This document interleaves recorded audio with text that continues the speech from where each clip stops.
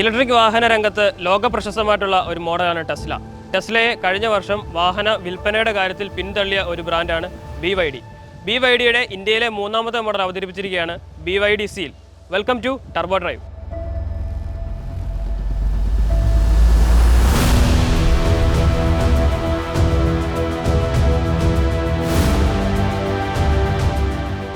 BYDയുടെ full form എന്നാൽ build your dreams എന്നാണ്. Tesla പോലുള്ള വലിയ ഇലക്ട്രിക് വാഹന കമ്പനികൾക്ക് പോലും ബാറ്ററികൾ സപ്ലൈ ചെയ്യുന്ന ഒരു ബ്രാൻഡ് കൂടിയാണ് BYD. ഇലക്ട്രിക് വാഹനങ്ങൾക്ക് മാത്രമല്ല, മൊബൈൽ കമ്പനികൾക്കും കമ്പ്യൂട്ടർ കമ്പനികൾക്കും ബാറ്ററി സപ്ലൈ ചെയ്യുന്ന ഒരു ബ്രാൻഡ് കൂടിയാണ്.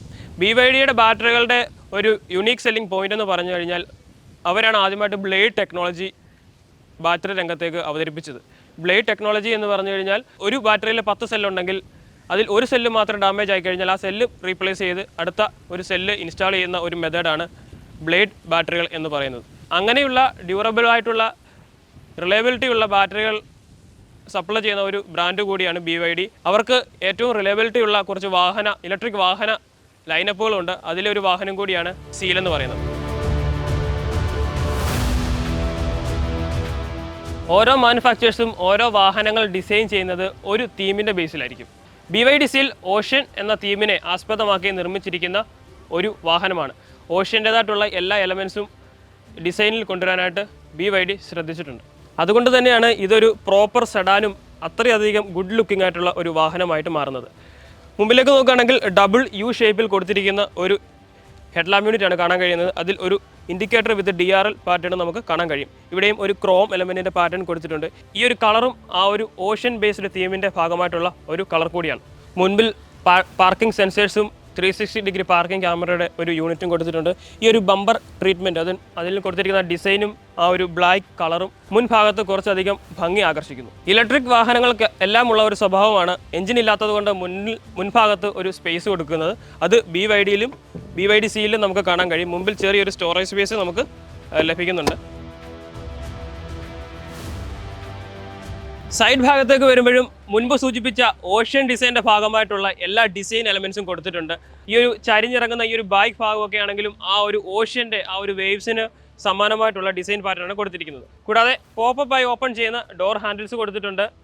ഈ ഒരു ഡിസൈൻ എലമെൻസ് ഒക്കെയും ആ ഒരു ഓഷ്യൻ ഇൻസ്പയർഡ് ആയിട്ടുള്ള ഡിസൈൻ എലമെൻസ് ആണ്. 19 ഇഞ്ച് വീലാണ് കൊടുത്തിരിക്കുന്നത്. ഫ്രണ്ടും ബാക്കും ഡിസ്ക് ബ്രേക്കുകൾ വരുന്നുണ്ട്. മനോഹരമായിട്ടുള്ള ഒരു അലോയ് വീൽ ഡിസൈനും ഈ ഒരു വാഹനത്തിൽ കാണാൻ കഴിയും. കൂടാതെ ഈ ഒരു സൈഡ് സ്കേർട്ടിലും കൊടുത്തിരിക്കുന്ന ഈ ഒരു ഡിസൈൻസും ആ ഒരു ഓഷ്യൻ വേവിൻ്റെ ആസ്പദമാക്കിയിട്ടുള്ള ഡിസൈൻ തീം തന്നെയാണ്. ഇവിടെയാണ് ഈ വാഹനത്തിൻ്റെ ചാർജിങ് പോർട്ട് വരുന്നത്. ഗ്രൗണ്ട് ക്ലിയറൻസ് വളരെ കുറവാണ് ഈ ഒരു വാഹനത്തിന്. 145 mm ഹൈറ്റേ ഉള്ളൂ ഈ ഒരു വാഹനത്തിൻ്റെ ഗ്രൗണ്ട് ക്ലിയറൻസ്. അതുകൊണ്ട് തന്നെ വലിയ ഹമ്പൊക്കെ എടുക്കുമ്പോൾ ഒന്ന് ശ്രദ്ധിച്ച് എടുക്കേണ്ടി വരും. വളരെ നീളമുള്ള ഒരു വാഹനമാണ് BYDയുടെ Seal എന്ന് പറയുന്നത്. 50-50 സ്പ്ലിറ്റ് റേഷ്യോയിലാണ് ഇതിൻ്റെ സീറ്റ് കോൺഫിഗറേഷൻ പോലും വരുന്നത്. നല്ല ലെഗ് റൂമും ഉള്ളിൽ ലഭിക്കുന്ന രീതിയിലാണ് ഇതിൻ്റെ ഡിസൈൻ കൊടുത്തിരിക്കുന്നത്.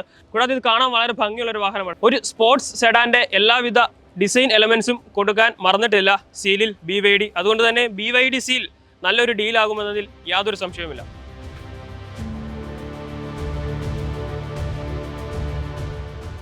വളരെ വലിപ്പമേറിയിട്ടുള്ള ഒരു ടെയിൽ ലാമ്പ് സെക്ഷൻ തന്നെയാണ് കൊടുത്തിരിക്കുന്നത്. സൈഡിൽ നിന്നും തുടങ്ങി ബൂട്ട് ഡോർ മുതൽ 2 വശങ്ങളും കവർ ചെയ്യുന്ന രീതിയിലാണ്, കണക്ട് ചെയ്യുന്ന രീതിയിലാണ് ആ ഒരു ടെയിൽ ലാമ്പ് യൂണിറ്റ് കൊടുത്തിരിക്കുന്നത്. ഫുൾ LED ലൈറ്റ്സ് ആണ് കൊടുത്തിരിക്കുന്നത്. കൂടാതെ ഒരു ക്രോം എലമെൻറ്റ് ഈ ഒരു ലൈറ്റിനുള്ളിൽ കൂടി 2 സൈഡും കവർ ചെയ്യുന്നുണ്ട്. BYDയുടെ ലോഗോ കാണാം. BYD Sealൻ്റെ ബാഡ്ജിങ്ങും കൊടുത്തിട്ടുണ്ട്.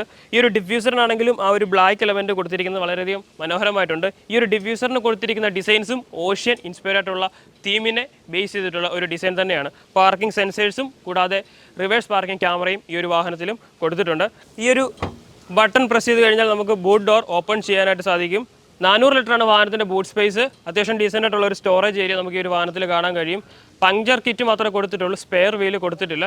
കൂടാതെ ഇവിടെ നമുക്ക് ഈ ഒരു ഭാഗത്തായിട്ടും ചെറിയ സ്റ്റോറേജ് സ്പേസുകൾ കൊടുത്തിട്ടുണ്ട്. കൂടാതെ വൺ ടച്ചായിട്ട് ക്ലോസ് ചെയ്യാനും സാധിക്കുന്ന രീതിയിലാണ് BYDയുടെ ബൂട്ട് ഡോറും ബൂട്ട് സ്പേസും അറേഞ്ച് ചെയ്തിരിക്കുന്നത്.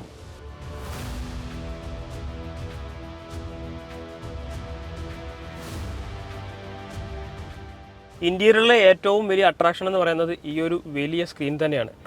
ഈ ഒരു സ്ക്രീനിൻ്റെ പ്രത്യേകത എന്ന് പറയുന്നത് നമുക്കിത് റൊട്ടേറ്റ് ചെയ്യാനായിട്ട് സാധിക്കും എന്നുള്ളതാണ്. ഇതിൽ ഫിസിക്കൽ ബട്ടൺസ് വളരെയധികം കുറവായിട്ടുള്ള ഒരു ഇന്റീരിയറാണ് ഈ ഒരു വാഹനത്തിൽ കൊടുത്തിരിക്കുന്നത്. എല്ലാം ഈ ഒരു ഡിസ്പ്ലേ ഉപയോഗിച്ച് തന്നെ കൺട്രോൾ ചെയ്യണം. അതും വലിയ വലിപ്പമുള്ള ഒരു ചെറിയ TVയുടെ അത്രയൊക്കെ വലിപ്പമുണ്ട് ഈ ഒരു ഡിസ്പ്ലേക്ക്. സോ അങ്ങനെ 2 ഡിസ്പ്ലേ വരുന്നുണ്ട്, ഇൻസ്ട്രുമെന്റ് ക്ലസ്റ്ററും ഇൻഫോർടൈൻമെന്റ് സിസ്റ്റവും. ഈ സെൻട്രൽ കൺസോളിലൊക്കെ കൊടുത്തിരിക്കുന്ന ഒരു ഡിസൈൻ എലമെന്റ് എന്ന് പറയുന്നതും ആ ഒരു ഓഷ്യൻ ബേസ്ഡ് ആയിട്ടുള്ള ഒരു ഡിസൈൻ എലമെന്റ് തന്നെയാണ്. നമുക്ക് സെൻട്രൽ കൺസോളിൽ ഒരു ക്രിസ്റ്റൽ എലമെന്റ് ആയിട്ടുള്ള ഒരു ഗിയർ നോബ് വരുന്നുണ്ട്.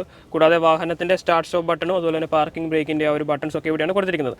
2 കപ്പ് ഹോൾഡേഴ്സ് വരുന്നുണ്ട്, 2 വയർലെസ് ചാർജിംഗ് പാഡ് വരുന്നുണ്ട്. കൂടാതെ ഈ ഒരു അടിഭാഗത്തായിട്ട് കൊടുത്തിരിക്കുന്ന സ്റ്റോറേജ് സ്പേസുകളിലും അത്യാവശ്യം നല്ല വലിപ്പമുള്ള സ്റ്റോറേജ് സ്പേസുകളാണ് ഈ ഒരു അടിഭാഗത്ത് കൊടുത്തിരിക്കുന്നത്. ഇവിടെ നമുക്ക് ചാർജിംഗ് പോർട്സും കാര്യങ്ങളും ലഭിക്കുന്നുണ്ട്. ഇവിടെ നമുക്കൊരു ചെറിയ ആംറസ്റ്റ് വിത്ത് സ്റ്റോറേജ് സ്പേസ് ലഭിക്കുന്നുണ്ട്. സീറ്റുകൾ വളരെയധികം കംഫർട്ട് തരുന്ന സീറ്റാണ് കൊടുത്തിരിക്കുന്നത്. സീറ്റുകൾ നമുക്ക് വെന്റിലേറ്റ് ചെയ്യാനും ഹീറ്റ് ചെയ്യാനും സാധിക്കുന്ന സീറ്റുകളാണ് കൊടുത്തിരിക്കുന്നത്. കൂടാതെ ഈ ഒരു സീറ്റിൻ്റെ ഈ ഒരു ഡിസൈൻ എന്ന് പറയുന്നത് സ്പോർട്സ് കാറുകളിൽ കണ്ടിരിക്കുന്ന ആ ഒരു സീറ്റിൻ്റെ ഡിസൈൻ തന്നെയാണ് ഈ ഒരു സീറ്റുകളിലും കൊടുത്തിരിക്കുന്നത്. നമുക്ക് പനോരമിക് സൺറൂഫ് വരുന്നുണ്ട്, എന്നാൽ ഓപ്പൺ ചെയ്യാൻ പറ്റുന്നില്ല. ടിൻറ്റഡ് ഗ്ലാസോട് കൂടിയാണ് വരുന്നത്. അതുകൊണ്ട് തന്നെ വലിയ ഒരു ചൂടിൻ്റെ കാഠിന്യമൊന്നും ഈ ഒരു വാഹനത്തിൻ്റെ ഉള്ളിലേക്ക് നമുക്ക് ലഭിക്കുന്നില്ല. സ്റ്റിയറിംഗ് വീലിലേക്ക് നോക്കുകയാണെങ്കിൽ 3 സ്പോക്കായിട്ടുള്ള ഒരു ഫ്ലാറ്റ് ബോട്ടം സ്റ്റിയറിംഗ് ആണ്. സ്റ്റിയറിംഗ് വീലിലും കൊടുത്തിരിക്കുന്ന ഫംഗ്ഷൻസ് വളരെയധികം മിനിമലായിട്ടുള്ള ഫംഗ്ഷൻസ് മാത്രമാണ്. കൂടുതലും ഈ ഒരു സ്ക്രീനിലാണ് കൂടുതൽ ഫംഗ്ഷൻസ് ഈ ഒരു വാഹനത്തിന് കൊടുത്തിരിക്കുന്നത്. കൂടാതെ ലെവൽ 2 ADAS പോലുള്ള കാര്യങ്ങൾ ഈ ഒരു വാഹനത്തിൽ വരുന്നുണ്ട്. ഇതിൽ കൊടുത്തിരിക്കുന്ന 360 ഡിഗ്രി ക്യാമറ എന്ന് പറയുന്നത് വളരെയധികം ക്ലാരിറ്റിയും ക്വാളിറ്റിയും ഉള്ള ഒരു സിസ്റ്റമാണ് കൊടുത്തിരിക്കുന്നത്. ക്ലിസ്റ്റർ ക്ലിയർ എന്നൊക്കെ വേണമെങ്കിൽ വിളിക്കാൻ പറ്റുന്ന രീതിയിലായിട്ടുള്ള ഒരു സിസ്റ്റമാണ് കൊടുത്തിരിക്കുന്നത്. എല്ലാ ആംഗിളിൽ നിന്നും നമുക്ക് കാണാനായിട്ട് സാധിക്കും. കൂടാതെ ഇതിനകത്ത് ട്രാൻസ്പെറൻ്റ് ആയിട്ടുള്ള ഒരു ഓപ്ഷൻ കൂടിയുണ്ട്. വാഹനത്തിൻ്റെ അടിയിലെ കാര്യങ്ങൾ പോലും നമുക്ക് കാണാൻ പറ്റുന്ന രീതിയിലായിട്ട് ഓപ്റ്റ് ചെയ്യാനായിട്ടുള്ള ഒരു 360 ഡിഗ്രി ക്യാമറയാണ് കൊടുത്തിരിക്കുന്നത്. EVകളുടെ മറ്റൊരു അഡ്വാൻറ്റേജ് എന്ന് പറയുന്നത് ഫ്ലോറുകൾ എപ്പോഴും ലെവലായിരിക്കും, അടിയിൽ ബാറ്ററി പാക്ക് ഉള്ളത് കൊണ്ട് തന്നെ. അതുകൊണ്ട് തന്നെ 3 പേർക്ക് വളരെ കംഫർട്ടായിട്ട് ഇരിക്കാൻ പറ്റുന്ന ഒരു സീറ്റിംഗ് പൊസിഷനാണ് കൊടുത്തിരിക്കുന്നത്. കൂടാതെ അണ്ടർത്തെ സപ്പോർട്ടും ഈ ഒരു ഹെഡ് റെസ്റ്റ് എന്ന് പറയുന്നത് വളരെയധികം വെൽ പൊസിഷനായിട്ട് ഡിസൈൻ ചെയ്തിട്ടുള്ള ഒരു സീറ്റുകൾ തന്നെയാണ്. പിൻഭാഗത്ത് ആംറസ്റ്റും അതുപോലെ തന്നെ കപ്പ് ഹോൾഡേഴ്സും വരുന്നുണ്ട്, എന്നാൽ സ്റ്റോറേജ് സ്പേസുകൾ വരുന്നില്ല. ഇതിൻ്റെ ഒരു പ്രൈസ് പോയിന്റ് നോക്കുമ്പോൾ കുറച്ചധികം സ്റ്റോറേജ് സ്പേസ് കൂടെ കൊടുത്തിരുന്നെങ്കിൽ നന്നായിരുന്നു എന്ന് തോന്നി. കൂടാതെ നമുക്കിവിടെ ഒരു റീഡിംഗ് ലാമ്പ് കൊടുത്തിട്ടുണ്ട്. അത് വളരെ ടച്ച് സെൻസിറ്റീവ് ആയിട്ടുള്ള ഒരു റീഡിംഗ് ലാമ്പാണ് കൊടുത്തിരിക്കുന്നത്. ബൈക്കിൽ AC വെൻസും ചാർജിങ് പോർട്സും ലഭിക്കുന്നുണ്ട്. അത്യാവശ്യം നല്ല ലെഗ് റൂമും നല്ല ഹെഡ് റൂമും കിട്ടുന്ന രീതിയിലായിട്ടാണ് ഈ ഒരു വാഹനത്തിന്റെ പിൻഭാഗവും ഡിസൈൻ ചെയ്തിരിക്കുന്നത്. BYD-യിൽ 3 വേരിയൻസിലാണ് ലഭിക്കുന്നത്: ഡൈനാമിക്, പ്രീമിയം, പെർഫോമൻസ്. ഇതിന്റെ എക്സ് വില നോക്കുകയാണെങ്കിൽ ഡൈനാമിക്കിന് 41 ലക്ഷം രൂപ എക്സ് ഷോറൂമും 45 ലക്ഷം രൂപ ഓൺ റോഡ് വിലയും കൊച്ചിയിലെ വിലയാണ് പറയുന്നത്. പ്രീമിയം നോക്കുകയാണെങ്കിൽ 45 ലക്ഷം രൂപയാണ് വാഹനത്തിന്റെ എക്സ് ഷോറൂം വില. ഓൺ റോഡ് വില ഏകദേശം 52 ലക്ഷം രൂപ വരും, കൊച്ചിയിലെ വിലയാണ്. പെർഫോമൻസിന്റെ എക്സ് ഷോറൂം വില എന്ന് പറയുന്നത് 53 ലാഖാണ്. അത് ഓൺ റോഡ് വരുമ്പോഴത്തേന് ഏകദേശം 59 ലാക്സ് കൊച്ചിയിലെ വില വരും. ഈ ഒരു BYD സീൽ എന്ന് പറയുന്നത് 5 സ്റ്റാർ സേഫ്റ്റി റേറ്റിംഗ് കിട്ടിയ വാഹനമാണ്. അത് യൂറോ എൻക്യാപ്പിലും ഓസ്ട്രേലിയ എൻക്യാപ്പിലും, അതായത് നമ്മുടെ ഇന്ത്യയിലെ ഒരു ബ്രാൻഡ് ഗ്ലോബൽ എൻക്യാപ്പിൽ 5 സ്റ്റാർ റേറ്റിംഗ് കിട്ടിയിട്ട് ഓസ്ട്രേലിയൻ എൻക്യാപ്പിൽ 0 സ്റ്റാർ കിട്ടിയൊരു വാഹനം നമുക്കുണ്ടായതുകൊണ്ട് പേര് ഞാൻ പറയുന്നില്ല ഒരു വാഹനത്തിൻ്റെ. അതുകൊണ്ട് തന്നെ ഈ ഒരു വാഹനം സേഫ്റ്റിയിൽ യാതൊരുവിധ കോംപ്രമൈസും കൊടുത്തിട്ടില്ല. 9 എയർ ബാഗ്, ADAS തുടങ്ങിയ കാര്യങ്ങളെല്ലാം ഈ ഒരു വാഹനത്തിൽ വരുന്നുണ്ട്. ഈ ഒരു വാഹനത്തിൻ്റെ ഡോറ് ഓപ്പൺ ചെയ്ത് ക്ലോസ് ചെയ്യുമ്പോൾ ഉള്ള ആ ഒരു ഡോറിൻ്റെ വെയിറ്റും ആ ഒരു തട്ട് സൗണ്ടും നമുക്ക് ഇതിൻ്റെ ഒരു സേഫ്റ്റി ബാലൻസ് മനസ്സിലാക്കാനായിട്ട് സാധിക്കും.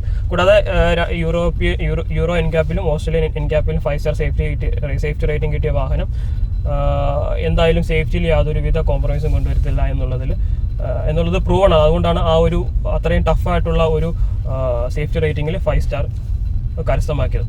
സേഫ്റ്റി ADAS ഫീച്ചേഴ്സ് നോക്കുകയാണെങ്കിൽ ഓട്ടോ എമർജൻസി ബ്രേക്കിംഗ് ലഭിക്കുന്നുണ്ട്, അഡാപ്റ്റീവ് ക്രൂസ് കൺട്രോൾ ഉണ്ട്, ബ്ലൈൻഡ് സ്പോട്ട് ഡിറ്റക്ഷൻ ഉണ്ട്, ഡോർ ഓപ്പൺ വാർണിംഗ് ഉണ്ട്. കൂടാതെ ലെയിൻ ഡിപ്പാർച്ചർ വാർണിംഗും ലെയിൽ ഡിപ്പാർച്ചർ പ്രിവെൻഷനും കൊടുത്തിട്ടുണ്ട്. കൂടാതെ റിയർ ക്രോസ് ട്രാഫിക് ബ്രേക്കും ഉണ്ട്. അതായത് നമ്മളിപ്പോൾ പോകുന്ന വഴിക്ക് സൈഡിൽ നിന്ന് ഒരു വാഹനം റിവേഴ്സ് എടുക്കുകയാണെങ്കിൽ വാഹനം ഓട്ടോമാറ്റിക്കായിട്ട് ബ്രേക്ക് ചെയ്യും. അതുപോലെ തന്നെ അതിൻ്റെ ഒരു വാർണിംഗ് നമുക്ക് ഈ ഒരു വാഹനത്തിൽ ലഭിക്കും. ആ ഒരു രീതിയിലും ഈ ഒരു വാഹനത്തിൻ്റെ സേഫ്റ്റി സിസ്റ്റം വർക്ക് ചെയ്തിട്ടുണ്ട്. റിവേഴ്സ് പാർക്കിംഗ് ക്യാമറയുടെ ക്ലാരിറ്റി എന്ന് പറയുന്നത് നെക്സ്റ്റ് ലെവലാണ്. റിവേഴ്സിലേക്ക് നമ്മൾ ഇടുമ്പോൾ ഓട്ടോമാറ്റിക്കലി നമ്മുടെ സൈഡ് വ്യൂ മിറർ അതിനനുസരിച്ച് ഓട്ടോമാറ്റിക്കലി അഡ്ജസ്റ്റ് ആകും. കൂടാതെ നമ്മൾ വാഹനം ക്ലോസ് ചെയ്യുമ്പോഴും ഡോർ ഓപ്പൺ ചെയ്യുമ്പോഴും സീറ്റ് നമുക്ക് ഓട്ടോമാറ്റിക്കലി അഡ്ജസ്റ്റ് ആകുകയും ചെയ്യും. സോ അങ്ങനെയുള്ള കുറച്ചധികം ഫീച്ചേഴ്സും ഈ ഒരു വാഹനത്തിൽ ആഡ് ചെയ്തിട്ടുണ്ട്. മ്യൂസിക് സിസ്റ്റം നോക്കുകയാണെങ്കിൽ വളരെയധികം നല്ല സൗണ്ട് ക്വാളിറ്റി തരുന്ന ഒരു മ്യൂസിക് സിസ്റ്റം തന്നെയാണ് കൊടുത്തിരിക്കുന്നത്. നല്ലൊരു റൈഡ് ആൻഡ് കംഫർട്ട് ഈ ഒരു വാഹനം ഓഫർ ചെയ്യുന്നുണ്ട്. കൂടാതെ സസ്പെൻഷൻ ആണെങ്കിലും നല്ലൊരു സോഫ്റ്റ് സൈഡിലാണ് ഈ ഒരു വാഹനത്തിന്റെ സസ്പെൻഷൻ കൊടുത്തിരിക്കുന്നത്. കൂടാതെ ഈ ഒരു വാഹനം CBU ആണ്, അതായത് കംപ്ലീറ്റ്ലി ബിൽറ്റ് ഇൻ യൂണിറ്റ് ആണ്. എന്നിട്ട് പോലും 40 to 55 അല്ലെങ്കിൽ 60 എന്നുള്ള പ്രൈസ് ബ്രാക്കറ്റിൽ ഇവിടെ ലോഞ്ച് ചെയ്യാൻ സാധിക്കുന്നത് തന്നെ ഏറ്റവും മികച്ച ഒരു കാര്യമാണ്. ഇതിവിടെ അസംബിൾ ചെയ്യുന്ന ഒരു വാഹനമാണെങ്കിൽ തീർച്ചയായിട്ടും ഒരു 30 lakhs താഴെ ഈ ഒരു വാഹനം നമുക്ക് ലഭ്യമായേനെ. പക്ഷേ അൺഫോർച്ചുനേറ്റ്ലി ഇതൊരു CBU യൂണിറ്റ് ആണ്. 2500 യൂണിറ്റ്സ് ആണ് ഒരു വർഷം ഇന്ത്യയിൽ അവൈലബിൾ ആകുക. അതിൽ 300 യൂണിറ്റ് ഓൾറെഡി 300 യൂണിറ്റ് ആണ് കേരളത്തിലേക്ക് വരിക എന്നുള്ളതാണ് അറിയാൻ കഴിഞ്ഞത്. ഏകദേശം ഇപ്പോൾ തന്നെ 30-35 ബുക്കിംഗ്സ് ആയെന്നാണ് ഡീലർഷിപ്പിൽ നിന്ന് അറിയാൻ കഴിഞ്ഞ വിവരം. സോ ഈ ഒരു വാഹനം എന്തായാലും നല്ലൊരു ബെഞ്ച് മാർക്ക് സെറ്റ് ചെയ്യും എന്നതിൽ യാതൊരു സംശയവുമില്ല. കാര്യം ഇതിന്റെ ഒരു പ്രൈസ് ബ്രാക്കറ്റ് നോക്കുകയാണെങ്കിൽ കോമ്പറ്റീഷൻ ആയിട്ട് വരുന്നത് ഹ്യുണ്ടായി അയോണിക് 5ഉം കിയ EV6 ഒക്കെയാണ് ഇതിന്റെ ഒരു പ്രൈസ് ബ്രാക്കറ്റ് നോക്കുകയാണെങ്കിൽ. എന്നാൽ ഈ ഒരു വാഹനത്തിന്റെ സെഗ്മെന്റിലേക്ക് നോക്കുകയാണെങ്കിൽ അതൊരു കോമ്പറ്റീഷൻ ആയിട്ട് വരുന്നില്ല.